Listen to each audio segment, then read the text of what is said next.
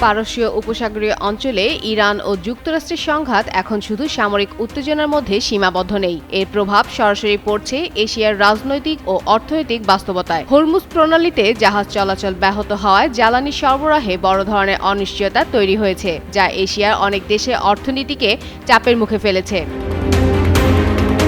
এই পরিস্থিতিতে দীর্ঘদিন ধরে এই অঞ্চলে প্রভাব বিস্তার করে আসা যুক্তরাষ্ট্রের অবস্থান নতুন করে প্রশ্নের মুখে পড়েছে। কারণ সংকট মোকাবেলায় ওয়াশিংটনের ভূমিকা নিয়ে অনেক মিত্র দেশই এখন দ্বিধায় রয়েছে। অন্যদিকে চীন ও রাশিয়া এই সুযোগে নিজেদের কৌশলগত উপস্থিতি জোরদার করতে সক্রিয় হয়ে উঠেছে।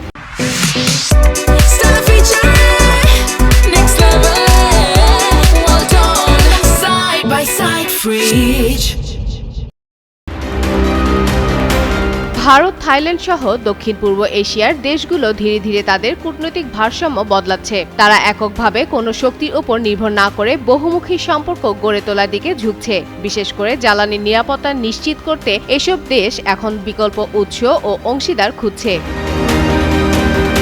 এই পরিস্থিতিতে একটি বড় ধরনের ভূ-রাজনৈতিক পরিবর্তনের ইঙ্গিত দিচ্ছে বলে মনে করছেন বিশ্লেষকরা। এক সময় যেখানে যুক্তরাষ্ট্র ছিল এশিয়ার প্রধান নিরাপত্তা ও অর্থনৈতিক অংশীদার, সেখানে এখন বেইজিং ও মস্কোর প্রতি আগ্রহ বাড়ছে। এতে করে অঞ্চলটিতে শক্তির ভারসাম্য ধীরে ধীরে বদলে যাচ্ছে। এই ভূ-রাজনৈতিক পরিবর্তনের ফলে এশিয়ায় মার্কিন যুক্তরাষ্ট্রের একক মেরুকরণ সংকটের মুখে পড়েছে। বিশ্লেষকদের মতে, যদি ওয়াশিংটন শীঘ্রই তাদের কূটনৈতিক কৌশল পুনর্মূল্যায়ন না করে, তবে এশিয়ার ভবিষ্যৎ রাজনীতিতে তারা এক সময়ে বিশ্বস্ত মিত্রদের ছাড়াই একাকী হয়ে পড়তে পারে। মার্কিন সংবাদ মাধ্যম নিউ ইয়র্ক টাইমসের এক বিশ্লেষণে বলা হয়েছে, এই প্রবণতা অব্যাহত থাকলে ভবিষ্যতে এশিয়ায় যুক্তরাষ্ট্রের প্রভাব আরও কমতে পারে। ফলে বর্তমান সংঘাত শুধু একটি আঞ্চলিক সংকট নয়, বরং এটি বৈশ্বিক শক্তির নতুন সমীকরণ গঠনের পথ তৈরি করছে। ফাতেমা ফাতেহ জান, যুগান্তর নিউজ।